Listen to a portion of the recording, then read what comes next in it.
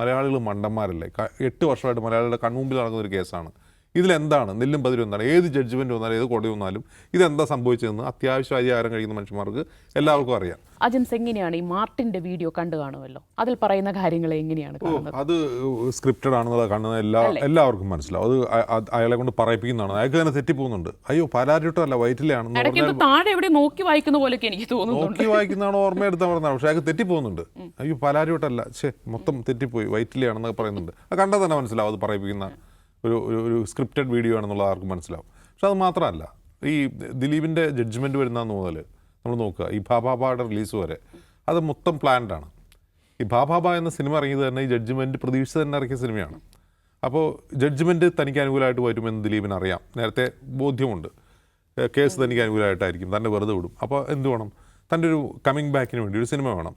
അപ്പോൾ ബാബാബ എന്ന് പറഞ്ഞിട്ട് ഒരു പടം അയാൾ മാത്രമായിട്ട് ഇറങ്ങിക്കഴിഞ്ഞാൽ അത്ര ക്ലിക്കാവില്ല. കാരണം അയാളുടെ ജനപ്രീതി മൊത്തമായിട്ട് പോയിട്ടുണ്ടായിരുന്നു. ആ ജനപ്രീതി തിരിച്ചു പിടിക്കാൻ എന്ത് വേണം? ലാലേട്ടൻ വേണം. അപ്പോൾ ലാലേട്ടൻ എന്ന് പറഞ്ഞപ്പോൾ ലാലേട്ടൻ എങ്ങനെ കൊണ്ടുവരും? ലാലേട്ടനെ കൊണ്ടുവരണമെങ്കിൽ ഗോകുലം ഗോപാലൻ വേണം. ഗോകുലം ഗോപാലൻ എന്തിനു വരണം? ഗോകുലം ഗോപാലനാണ് എമ്പുരാനെ അവസാന നിമിഷത്തെ ക്രൈസിസിന് രക്ഷിച്ചത്. അപ്പോൾ ഗോകുലം ഗോപാലൻ പറഞ്ഞാൽ ലാലേട്ടൻ കേൾക്കും, ലാലേട്ടൻ വന്ന് അഭിനയിക്കും. അങ്ങനെ ഒരു കാമിയോയിലാണെങ്കിലും വന്നിട്ട് അയാളുടെ മുഖം വെച്ചിട്ട് പോസ്റ്റർ അടിക്കും. അപ്പോൾ നോക്കുക, ദിലീപും മോഹൻലാലും ഇല്ലാത്ത ഒരു പോസ്റ്റർ ഇറങ്ങുന്നില്ല. ദിലീപിൻ്റെ ഒറ്റയ്ക്കല്ല പടം, അല്ല ഒരു മോഹൻലാൽ സിനിമയായിട്ടാണ് അത് പ്ലേസ് ചെയ്യപ്പെടുന്നത്.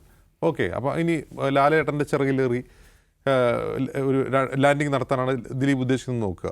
പക്ഷെ അതുകൊണ്ടും പോരാ. ലാലേട്ടനെതിരെ ലാലേട്ടൻ ഫാൻസ് മൊത്തം അഴിഞ്ഞാടുകയാണ്. ഈ പറയുന്ന പോസ്റ്ററിൻ്റെ കടിയിൽ വന്നിട്ട് മോഹൻലാൽ ഫാൻസ് തന്നെ എന്തിനാണ് ലാലേട്ടൻ ഇത് ചെയ്തതെന്ന് ചോദിച്ച് മോഹൻലാലിനെ ചിത്രം ബഹിഷ്കരിക്കാൻ വേണ്ടി മുന്നിലുള്ളത് മോഹൻലാൽ ഫാൻസാണ്. അപ്പോൾ അവിടെയും പണിപാളി. അപ്പോഴാണ് അടുത്ത തന്ത്രം ഇറക്കുന്നത്. എന്ത്? ഈ മാർട്ടിൻ്റെ വീഡിയോ പോലുള്ള സാധനങ്ങൾ പുറത്തിറക്കുന്നു. അതുകൂടാതെ ഈ നീലക്കുയിൽ വെറൈറ്റി എന്ന് പറഞ്ഞാൽ കുറേ അധികം ഫേസ്ബുക്ക് പേജുകളുണ്ട്. അവിടെ മൊത്തം നിങ്ങൾ ഈ സിനിമ കാണുമോ എന്ന് പറഞ്ഞ് ബാബാബയുടെ പോസ്റ്റർ ഇടുന്നു. അപ്പോൾ അങ്ങനെ ഇതിങ്ങനെ പുഷ് ചെയ്യാൻ ശ്രമിക്കുകയാണ്. 100 കണക്കിന് ഫേസ്ബുക്ക് പേജുകളുണ്ട്. ക്ഷേത്ര ദർശനം നടത്തി ദിലീപേട്ടൻ ആ ദിവസങ്ങൾ എനിക്ക് തലയ്ക്കടിയേറ്റതുപോലെയായിരുന്നു എന്നിട്ട് ദിലീപിൻ്റെ കുറേ വർത്തമാനങ്ങൾ. കലാരഞ്ജനിയുടെ വൈറ്റ് ആ ദിവസം എന്നെ ദിലീപാണ് സഹായിച്ചത്, ദിലീപില്ലായിരുന്നെങ്കിൽ ഞാൻ പെട്ടു. എന്തോ ഒരു ആശുപത്രി കേസിൽ നേരത്തെ ഷൂട്ടിംഗ് സെറ്റിൽ നിന്ന് പോകാൻ പറഞ്ഞു, എന്തോ സാധനമാണ് അതൊക്കെ ഇങ്ങനെ പറഞ്ഞിട്ട് ഇങ്ങനെ ദിലീപിൻ്റെ മഹത്വചനങ്ങൾ, ഇത് പുകഴ്ത്തലുകൾ, വാഴ്ത്തുപാട്ടുകളുമായിട്ട് കുറേയധികം ഫേസ്ബുക്ക് പേജുകളുണ്ട്. ഇതിങ്ങനെ പുഷ് ചെയ്തുകൊണ്ടിരിക്കുകയാണ്. പിന്നെ മലയാളികൾ മണ്ടന്മാരല്ലേ? 8 വർഷമായിട്ട് മലയാളികളുടെ കൺമുമ്പിൽ നടക്കുന്ന ഒരു കേസാണ്. ഇതിലെന്താണ് നെല്ലും പതിരും എന്താണ്? ഏത് ജഡ്ജ്മെൻറ്റ് വന്നാലും ഏത് കോടതി വന്നാലും ഇതെന്താ സംഭവിച്ചതെന്ന് അത്യാവശ്യം അരിയാഹാരം കഴിക്കുന്ന മനുഷ്യന്മാർക്ക് എല്ലാവർക്കും അറിയാം.